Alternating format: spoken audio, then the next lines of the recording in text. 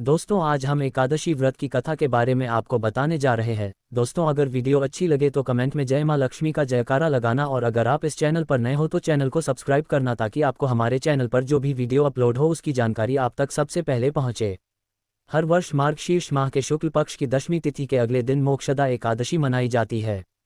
इस शुभ अवसर पर भगवान विष्णु संग मां लक्ष्मी की पूजा की जाती है। साथ ही एकादशी का व्रत रखा जाता है। सनातन शास्त्रों में कहा गया है कि मोक्षदा एकादशी तिथि पर जगत के पालनहार भगवान श्री कृष्ण ने अपने परम शिष्य अर्जुन को गीता ज्ञान दिया था।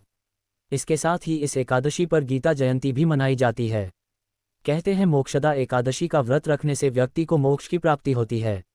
साथ ही इस एकादशी का व्रत रखने से पितरों को भी पुण्य मिलता है। लेकिन मोक्षदा एकादशी का व्रत उसकी कथा के बिना अधूरा रहता है। तो चलिए मोक्षदा एकादशी व्रत की कथा विस्तार से सुनते हैं।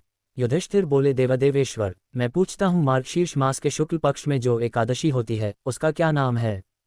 कौन सी विधि है तथा उसमें किस देवता का पूजन किया जाता है? स्वामिन, ये सब यथार्थ रूप से बताइए। श्री कृष्ण ने कहा, नृपश्रेष्ठ, मार्गशीर्ष मास के कृष्ण पक्ष में उत्पत्ति नाम की एकादशी होती है, जिसका वर्णन मैंने तुम्हारे समक्ष कर दिया है। अब शुक्ल पक्ष की एकादशी का वर्णन करूंगा, जिसके श्रवण मात्र से वाजपेय यज्ञ का फल मिलता है। उसका नाम है मोक्षा एकादशी, जो सब पापों का अपहरण करने वाली है। राजन, उस दिन यत्र पूर्वक तुलसी की मंजरी तथा धूप दीपादि से भगवान दामोदर का पूजन करना चाहिए। पूर्वोक्त विधि से ही दशमी और एकादशी के नियम का पालन करना उचित है। मोक्षा एकादशी बड़े बड़े पातकों का नाश करने वाली है। उस दिन रात्रि में मेरी प्रसन्नता के लिए नृत्य, गीत और स्तुति के द्वारा जागरण करना चाहिए। जिसके पितर पापवश नीच योनि में पड़े हो, वे इसका पुण्य दान करने से मोक्ष को प्राप्त होते हैं। इसमें तनिक भी संदेह नहीं है। पूर्वकाल की बात है, वैष्णवों से विभूषित परम रमणीय चंपक नगर में वैखानस नामक राजा रहते थे। वे अपनी प्रजा का पुत्र की भांति पालन करते थे। इस प्रकार राज्य करते हुए राजा ने एक दिन रात को स्वप्न में अपने पितरों को नीच योनि में पड़ा हुआ देखा। उन सबको इस अवस्था में देखकर राजा के मन में बड़ा विस्मय हुआ, और प्रातःकाल ब्राह्मणों से उन्होंने उस स्वप्न का सारा हाल कह सुनाया। राजा बोले, ब्राह्मणों, मैंने अपने पितरों को नरक में गिरा देखा है। वे बारंबार रोते हुए मुझसे कह रहे थे कि तुम हमारे तनुज हो, इसलिए इस नरक समुद्र से हम लोगों का उद्धार करो। द्विजवरों, इस रूप में मुझे पितरों के दर्शन हुए हैं। इससे मुझे चैन नहीं मिलता। क्या करूं, कहाँ जाऊं? मेरा हृदय रुंधा जा रहा है। द्विजोत्तमों, वह व्रत, वह तप और वह योग जिससे मेरे पूर्वज तत्काल नरक से छुटकारा पा जाएं, बताने की कृपा करें। मुझ बलवान एवं साहसी पुत्र के जीते जी मेरे माता पिता घोर नरक में पड़े हुए हैं। अतः ऐसे पुत्र से क्या लाभ है? ब्राह्मण बोले, राजन, यहाँ से निकट ही पर्वत मुनि का महान आश्रम है। वे भूत और भविष्य के भी ज्ञाता हैं। नृपश्रेष्ठ, आप उन्हीं के पास चले जाइए।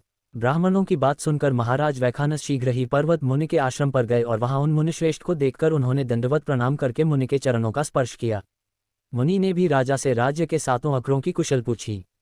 राजा बोले, स्वामिन, आपकी कृपा से मेरे राज्य के 7 अंग सकुशल हैं, किंतु मैंने स्वप्न में देखा है कि मेरे पितर नरक में पड़े हैं। अतः बताइए किस पुण्य के प्रभाव से उनका वहां से छुटकारा होगा।